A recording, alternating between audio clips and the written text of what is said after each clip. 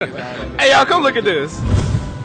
ಮಾರಾಟಕ್ಕಿರುವಂತಹ ಗಿಳಿ ಒಂದು live show ಅಲ್ಲಿ ಕುತ್ಕೊಂಡು ಸೌಜನ್ಯ ಕೇಸ್ನ ಪ್ರಮುಖ ಸಾಕ್ಷಿ ರವಿ ಪೂಜಾರಿ ಗರ್ಭಕೋಶದಲ್ಲಿ ಕ್ಯಾನ್ಸರ್ ಆಗಿ ಸತ್ತು ಹೋಗಿದ್ದು ಅಂತ ಹೇಳ್ತಾನೆ.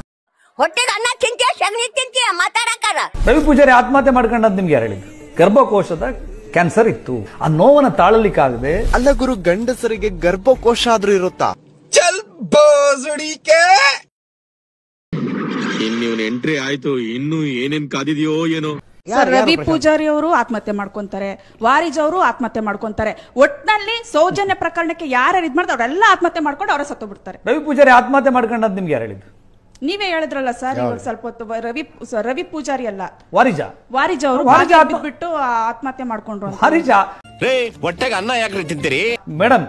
ವಾರಿಜ ಕುಟುಂಬದವ್ರು ಹೇಳಿದ್ದಾರೆ ಅವರಿಗೆ ಗರ್ಭಕೋಶದಲ್ಲಿ ಒಂದು ಪ್ರಾಬ್ಲಮ್ ಇತ್ತು, ಬಾವಿಗೆ ಬಿದ್ದು ಆತ್ಮಹತ್ಯೆ ಮಾಡ್ಕೊಂಡು. ಕೇಳಿ, ಗರ್ಭಕೋಶದ ಕ್ಯಾನ್ಸರ್ ಇತ್ತು, ವಿಪರೀತವಾದ ನೋವು. ಅವರು ಪ್ರತಿದಿನ ಬೇರೆ ಏನೋ ಬಹಳ ಸಂಕಟ ಪಡ್ತಾ ಇದ್ರು. ಆ ನೋವನ್ನು ತಾಳಲಿಕ್ಕಾಗದೆ ಬಾವಿಗೆ ಧುಮುಕಿ ಆತ್ಮಹತ್ಯೆ ಮಾಡ್ಕೊಳ್ತಾರೆ. ಅಲ್ಲ ಗುರು, ಗಂಡಸರಿಗೆ ಗರ್ಭಕೋಶ ಆದ್ರೂ ಇರುತ್ತಾ? ಆ ಸಂದರ್ಭದಲ್ಲಿ ಅಲಿಗೇಷನ್ ಮಾಡ್ತಾರೆ, ಇದು ಆತ್ಮಹತ್ಯೆ ಅಲ್ಲ, ಇದು ಕೊಲೆ ಅಂತೇಳಿ ಮಾಡಿದ್ದಾರೆ ಅವರು. ಮತ್ತೆ ಪೋಸ್ಟ್ ಮಾರ್ಟಮ್ ರಿಪೋರ್ಟ್ ಆಗುತ್ತೆ, ಮಂಗಳೂರು KMCಗೆ ಹೋಗಿ ಆ ರಿಪೋರ್ಟ್ ಅಲ್ಲಿ ಇದು ಬಾವಿಗೆ ಬಿದ್ದು ನೀರು ಕೂಡ ಸತ್ತಿದ್ದು ಅಂತ ಬರುತ್ತೆ. ಅರ್ಥ ಆಯ್ತು ಅನ್ಸುತ್ತಾ? ಇಲ್ಲಿ ಯಾರು fake clip, edited clip use ಮಾಡ್ತಾ ಇಲ್ಲ, ಯೂಸ್ ಮಾಡೋ ಅವಶ್ಯಕತೆನೂ ಇಲ್ಲ.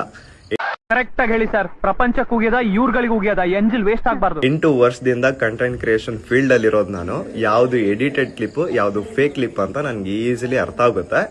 ಅಂಡ್ ಎಲ್ಲಾನು ಕ್ರಾಸ್ ವೆರಿಫೈ ಮಾಡ್ಬಿಟ್ಟೆ ಅದ್ರ ಬಗ್ಗೆ ಮಾತಾಡೋದು ನಾವು. ಸುಮ್ನೆ ಮಾತಾಡೋದಕ್ಕೆ ಈ ಗಿಳಿಯರ್ಕಿಂತ ಕೆಟ್ಟವನಲ್ಲ ನಾನು. ನಂದೇನು ಕೆಟ್ಕೊಳಕ್ ಆಗಲ್ಲ, ಹೋಗಲ್ಲ.